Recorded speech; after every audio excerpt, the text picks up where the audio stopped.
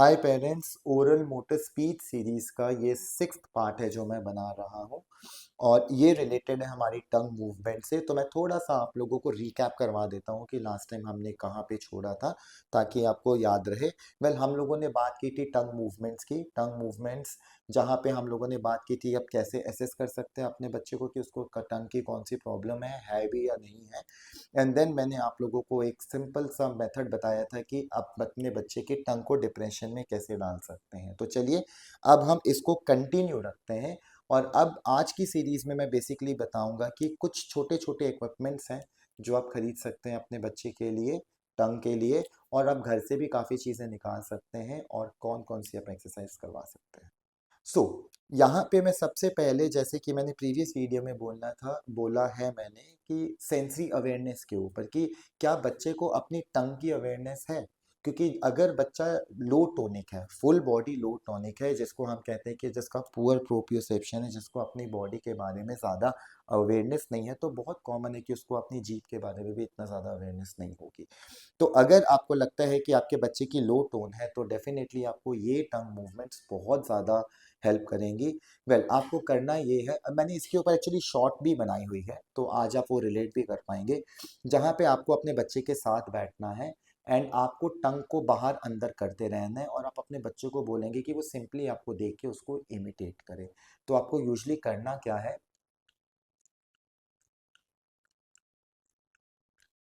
और अगर आप इसको फास्ट कर सकते हैं तो प्लीज इसको फास्ट करिए। ठीक है, बिकॉज मैं कर करके मुझे तो प्रैक्टिस हो गई है काफ़ी।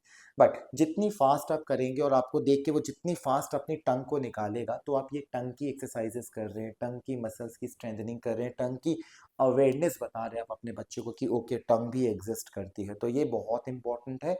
और इसी के साथ साथ मैं ये भी बोलूँगा आपको कि एक चीज़ आपको और देखनी है कि आप अपने बच्चे को बोलिए कि वो शाउट करे, आ। इसके ऊपर भी मैंने शॉर्ट पे रील बनाई हुई है, आप देख सकते हैं। नाउ अगर आपको लगता है कि जब वो शाउट कर रहा है और उसकी जो टंग है, उसकी जीभ बहुत ज़्यादा मूव कर रही है, तो इसका मतलब है कि उसकी टंग में वीकनेस है। तो इसका मतलब है कि बहुत ज़्यादा उसको आपको टंग की स्ट्रेंथनिंग करवानी पड़ेगी। तो स्ट्रेंथ टंग की और कौन-कौन सी एक्सरसाइज हम स्ट्रेंथनिंग के साथ कर सकते हैं, अब हम धीरे-धीरे बढ़ते हैं। ओके, जैसे पिछली सीरीज में मैंने आपसे बात की थी कि टंग की मूवमेंट्स बाहर की तरफ भी होती है और अंदर की तरफ होती हैं। तो सपोज दैटली मैं ये एक्सपेक्ट कर रहा हूँ कि आपके बच्चे की टंग की मूवमेंट बाहर की तरफ बहुत ज़्यादा वीक है। तो उस केस में बहुत सिंपल है, ये आप लोग करते भी होंगे और आपके कॉमन स्पीच थेरेपिस्ट करते भी हैं। जहाँ पे हम वो चीज़ बच्चे के साथ यूज़ कर सकते हैं आइसक्रीम स्टिक में। जैसे कि अगर हनी उसको पसंद है, कुछ भी खाने के लिए पसंद है, चॉकलेट या कुछ भी, तो आपको उसके माउथ के पास रखना है और वो आपको उसको रीइंफोर्स करना है कि वो अपनी टंग को बार बार बाहर निकाले और उसको लिक करे। तो मैं आपको साइड से दिखाऊं तो सिंपल लिकिंग के साथ हम ये चीज़ स्टार्ट करते हैं। एंड देन हम लोग ट्राई करते हैं कि इसको एलिवेट करें बाद में, जहाँ पे बच्चा निकाले और ऊपर की तरफ चाटने का ट्राई करे, लिक करने का ट्राई करे। तो इससे हम प्रोट्रूजन कर सकते हैं जहाँ पे हम टंग को बाहर निकाल सकते हैं।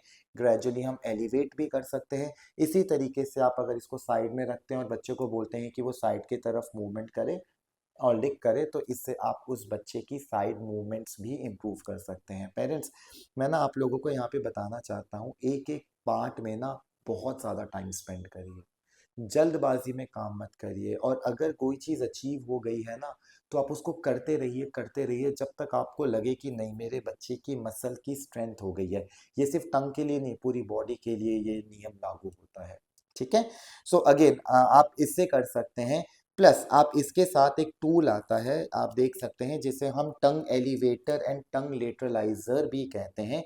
कई कंपनीज आजकल इसको बनाने लग गई है और मैं यहाँ पे किसी ब्रांड को एक्चुअली प्रमोट नहीं कर रहा हूँ तो मैं नाम भी नहीं लूंगा। बट आप देख सकते हैं टंग एलिवेटर और टंग लेटरलाइजर नाम से। और आई थिंक कि जब ये वीडियो बनेगी तो आपको शायद हम साइड में नाम लिख देंगे ताकि आपको हेल्प मिले। तो यूजली इसको ना दो तरीके से यूज कर सकते हैं। एक होता है जहाँ पे आप अपने बच्चे को बोल सकते हैं कि उसको टंग को बाहर निकाल के इस बॉल को ऊपर की तरफ शिफ्ट करना है। ये बहुत लाइट बॉल होती है। तो अगेन आप कुछ लगाना चाहे चॉकलेट या कुछ आप इसमें लगा सकते हैं। और अगेन आप उसको बस बाहर निकालना है एंड ऊपर की तरफ उसकी टंग को मूवमेंट करनी है। इजी एक्सरसाइज है, कोई मुश्किल नहीं है। और इसी तरीके से अगर मैं साइड में रखता हूँ और वो साइड से शिफ्ट करता है, तो इससे आप साइड मूवमेंट्स भी करा सकते हैं। यहाँ पे ना मैं फटाफट आपको एक चीज़ और ख़त्म करा देता हूँ। जैसे मैंने लास्ट टाइम आपको बोला था कि एक्सटर्नल एंड इंटरनल की मूवमेंट्स लगभग सेम होती हैं। तो जब आपको लगे कि आपका बच्चा एक्सटर्नली इस चीज़ को बहुत अच्छे तरीके से करने लग गया है, तो आपको करना क्या है, ये दोनों दांतों के बीच में फंसा के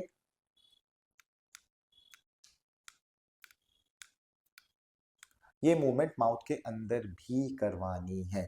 तो पेरेंट्स अब इसी तरीके से आप माउथ के अंदर भी साइड में रख सकते हैं एंड देन उससे टंग मूवमेंट्स करवा सकते हैं।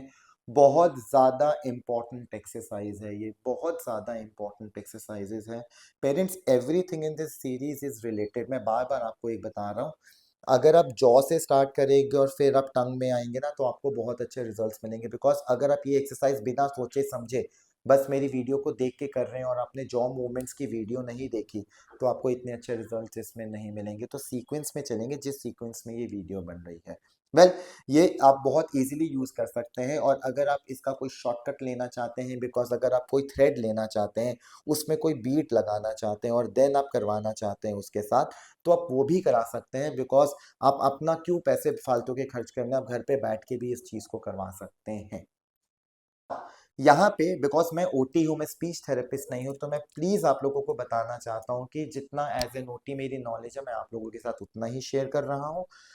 यहाँ पे मैं एक चीज because an OT and sensory expert मैं बताना चाहता हूँ कि यहाँ पे एक क्वेश्चन, एक तो चीज मैंने उठाई नहीं कि बच्चे को जब खाने में प्रॉब्लम होती है, जिससे हम कहते हैं कि अगर हम कुछ भी खिलाते हैं तो वो वॉमिट कर देता है या गैग गैग प्रोड्यूस करता है। वेल अगर आपका बच्चा ये कर रहा है, तो डेफिनेटली उसके टेस्ट बड्स में कोई प्रॉब्लम हो सकती है। तो आप कुछ भी अगर चीज़ करवाते हैं इसमें, तो आप डिफरेंट डिफरेंट टेक्सचर्स लगा सकते हैं। जैसे कि हनी हो गया, मीठा हो गया, लाइम्स खट्टा कुछ हो गया, सॉल्टी हो गया, या कुछ भी हो गया, तो आप इन सब इक्विपमेंट्स में लगाइए, जी वाइप में या फिर आप इंटर्न एलिवेटर्स में या डिप्रेसर्स में लगा सकते हैं।